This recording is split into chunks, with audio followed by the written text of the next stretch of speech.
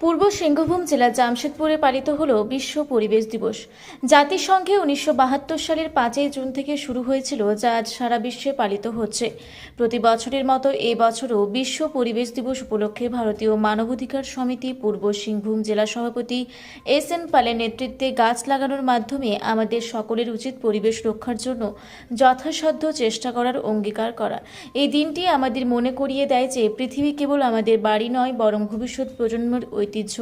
এই বছরও ভারতীয় মানবাধিকার সমিতি পূর্ব সিংভূমের পক্ষ থেকে সাহারা সিটিতে 101টি গাছ লাগানো হয়েছে। এর সাথে অন্যান্য প্রতিষ্ঠানগুলিকেও গাছ লাগানোর জন্য অনুপ্রাণিত করা হয়েছে, যার মধ্যে কদমায় অবস্থিত পূর্ব সিংভূম বধির সমিতি এর অফিসে ছেলেরা 50টি গাছ লাগান, যা পরিবেশ সুরক্ষার প্রতি আমাদের অঙ্গীকারের আরেকটি উদাহরণ।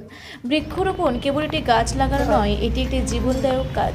গাছ লাগান, জীবন বাঁচান, প্রকৃতিকে ভালোবাসুন, এটি প্রকৃত সেবা। পূর্ব সিংভূম থেকে বিশ্বনাথ মাহাতোর রিপোর্ট, রূপসী বাংলা মিডিয়া।